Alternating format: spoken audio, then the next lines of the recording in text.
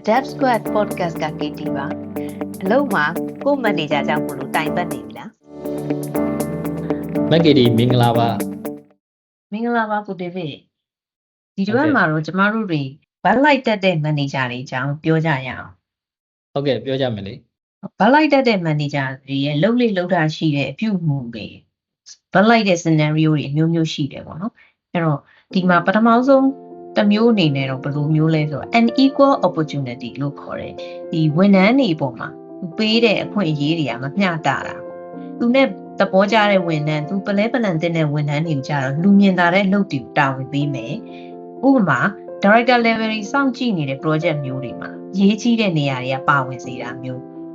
အဲ့တော့ဒီတာဝန်တွေပေးတယ်ဆိုတာလည်းအဲ့ဒီဝန်ထမ်းကတော်နေလို့မဟုတ်ပဲねသူနဲ့အရန်အဆင်ပြေနေလို့ဖြစ်မယ်သူ့ကိုဖားပေါင်းနေတာလည်းဖြစ်မယ်အဲ့တော့အကြောင်းတစ်ခုခုကြောင့်သူနဲ့ကြီးကိုက်နေတာနဲ့သူကမျက်နှာလိုက်တာ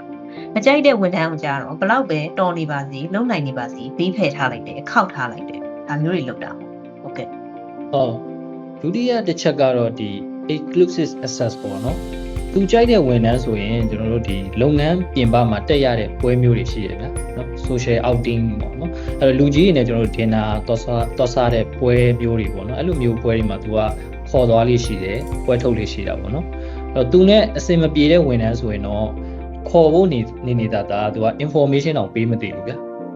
နော်အဲ့တော့သူကြိုက်တဲ့ဝန်ထမ်းကိုသူက VIP လိုမျိုးဆက်ဆံတတ်ကြတယ်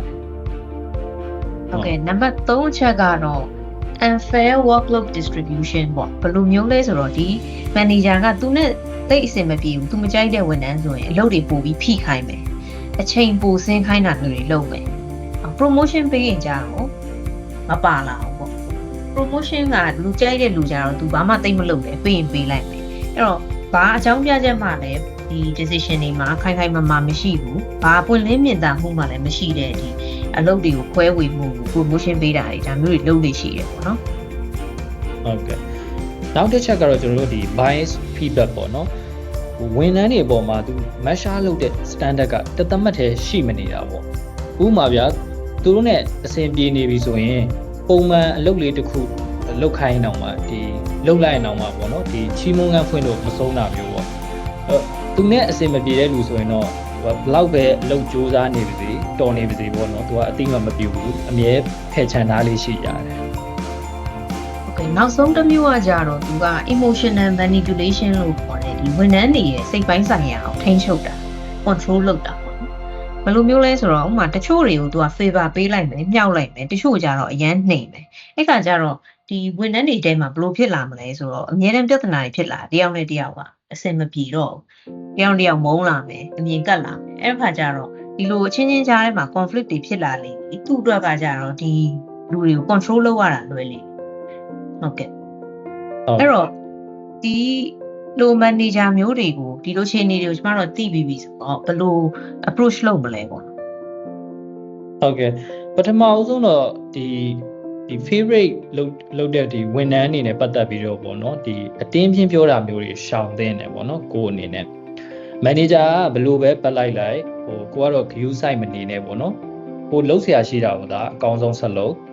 ဒီပြီးတော့ကိုနဲ့အတူတူလှုပ်တဲ့ look for ဂိုင်ဘက်တွေကိုလည်းဒီအပြုသဘောလေးဆောင်ပြီးတော့လေးစားမှုနဲ့ဆက်ဆံရမှာပေါ့နော်ဟုတ်ကဲ့နောက်တစ်နည်းကတော့ကိုယ့်ရဲ့ value ကို bid လုပ်ဖို့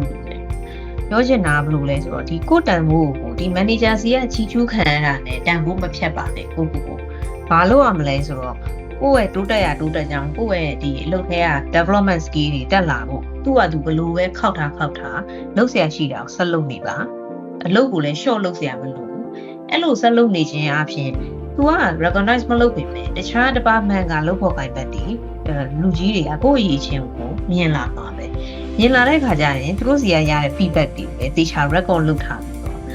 ဥပမာနှစ်ကုန်ကို performance review တွေ manager နဲ့လုပ်ရတဲ့အခါမျိုးမှာသူကကိုယ့်ကိုအကြောင်းရှာလာပြီးတော့ဖဲ့လာရင်တော့ကိုကတခြား cross functional စီကရထားတဲ့ feedback တွေကဘလို့ကောင်းနေပါလဲဒါတွေမှဘလို့အဆင်ပြေအောင်လုပ်ခဲ့ပါလဲဆိုတဲ့အချက်တွေကိုသက်သေနဲ့တကွ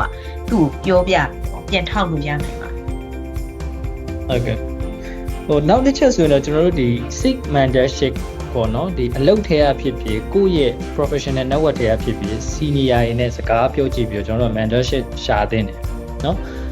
ကိုအခုအခက်ကြုံနေရတဲ့ဘေးဖယ်ခံတာမျိုးတွေနဲ့ပေါ့နော်အဲ့အခြေအနေကနေပြီးတော့ဘယ်လိုရုံထွက်လဲဆိုတာကိုလုပ်ငန်းခွင်မှာဘယ်လိုရုံထွက်လဲဆိုတာကိုစသဖြင့်ကျွန်တော်တို့ကအကြံဉာဏ်တောင်းကြည့်တင်တယ်နော်သူတို့ရောဘယ်လိုအဲ့အခက်ခဲတွေကနေကြော်ဖြတ်ခဲ့ကြလဲအဲ့လိုမျိုးဟာကိုကျွန်တော်တို့သင်ခန်းစာအနေနဲ့သူတို့ရှေ့ကနေသိနိုင်တယ်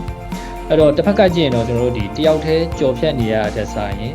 ဘေးမှာအကြံပေးမဲ့သူတွေရှိတဲ့အခါမှာကျွန်တော်တို့ဒီ positive vibe ကိုပူရစေပြီးတော့အလုပ်လုပ်ရင်လည်းဒီ motivation ပူရတယ်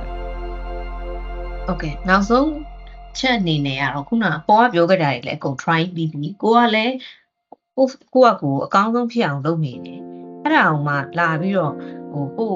ထပ်ပြီးတော့ပေါ့နော်မျိုးပုံတိုက်ခိုက်နေတယ်ဒီ manager အပြင်သူ့ရဲ့ဒီပါစားပေးခံတဲ့ချောင်းဝန်ထမ်းတွေကမှကိုလာပြီးတော့ကြောတာတို့တိုက်ခိုက်တာတို့လုပ်လာတယ်ဆိုရင်တော့ဒါမျိုးကိုခံစရာမလိုပါဘူးဒါမျိုးဆိုရင်တော့ HR နဲ့သွားပြီးတော့တိုင်ပင်ကြည့်တင်ပါတယ်ကိုဖြစ်နေတဲ့ဟာကိုပုံမှန်လေးပြောပြပြီးတော့အခုညီတောင်းရင်တောင်းအောင်ပေါ့နော်ဒါပေမဲ့တေးချာတော့တက်တင်တဲ့တကွာတော့သွားပြီးတော့တိုင်ပင်ဖို့လိုပဲပေါ့နော် ဟုတ်ကဲ့ဟုတ်โอเคအဲ့ဆိုကျွန်တော်တို့ဒီဆွေးနွေးထားတဲ့အကြောင်းအရာတွေကိုကျွန်တော်တို့ကဒီဟာကိုပြန်ပြီးတော့ခြုံလိုက်မယ်ဆိုရင်တော့ပေါ့နော်ဒီဘလောက်ပဲပေါ့နော်ကိုယ့်ရဲ့ manager ကနေပြီးတော့ manipulate လုပ်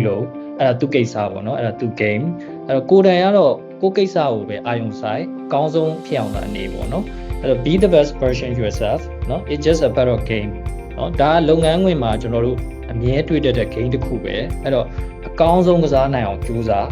ပြီးတော့အချိန်တန်ရင်အဖြူမဲ့ကွဲသွားလိမ့်မယ်